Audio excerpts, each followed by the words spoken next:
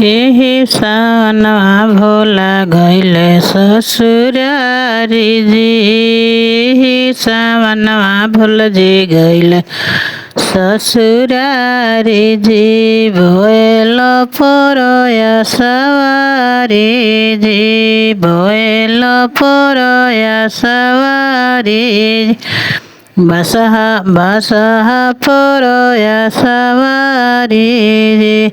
घर में से निकलेली गौरा के आमा हो। घर में से निकलेली गौरा के आमा।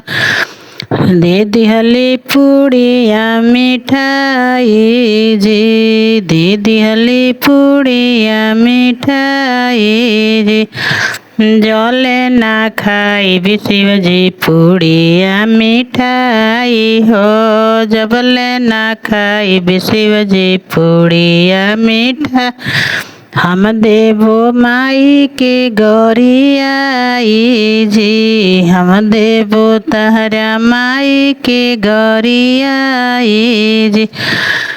एही सावनवा भोला जी गइले ससुरारी हो। एही सावनवा भोला जी गइले ससुर।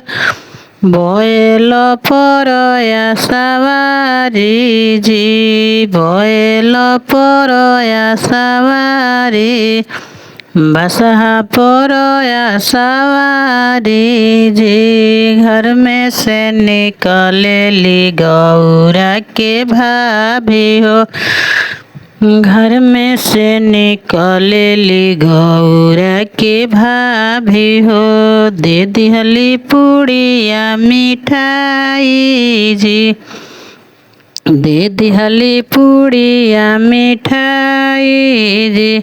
जबले ना खाई भी भोला जी पुड़िया मिठाई हो। जबले ना खाई भी भोला जी पुड़िया। भाभी के देवी रौरा गारी जी। भाभी के देवी रौरा जल ना ले अइबू सरहजी भंगिया धतुरवा हो। जबले ना ले अइबू सरहजी भंगिया धतुरवा हो। हम कतनो तू देबू हमके गारी जी। कतनो तू दिहा हमर के गारी जी। एही सावनवा भोला जी अइले ससुरारी हो। एही सावनवा भोला जी गइले ससुरारी। बसहा भोएल परया सवारी जी। बसहा भोएल परया सवारी जी। घर में से निकलेली गौरा के बहिना हो। घर में से निकलेली गौरा के बहिना।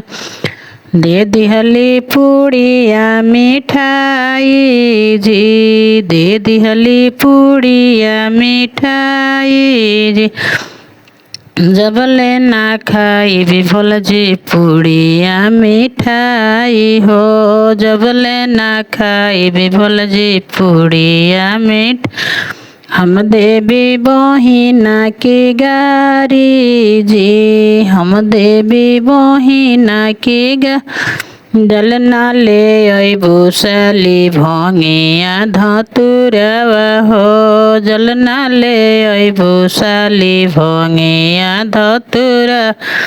कतनो तू देहा हमके गारी जी। कतनो तू देहा हमके गारी। एही सावनवा भोला जी अइले ससुरारी हो। एही सावनवा भोला जी अइले ससुर। हरि हो। बसहा भोएल परया सवारी जी। बसहा भोएल परया सवारी। घर में से निकलेली गौरा के फुआ हो। घर में से निकलेली गौरा के फुआ हो। दे दिहली पूड़िया मिठाई जी, दे दिहली पूड़िया मिठाई। कतनो तू जबले ना खइब भोला जी पूड़िया मिठाई हो, जबले ना खइब भोला जी पूड़िया मिठाई हो। दे फुआ के देवी तहरा गारी जी, फुआ के देवी तहरा जब ना ले अइबू फुआ भंगिया धतुरवा हो, जब ले अइबू न फुआ भंगिया धतु। कतनो तू दे द हमर के गारी जी, कतनो तू दे द हमर के गारी। एही सावनवा भोला जी अइले ससुरारी हो, एही सावनवा भोला जी अइले ससुर।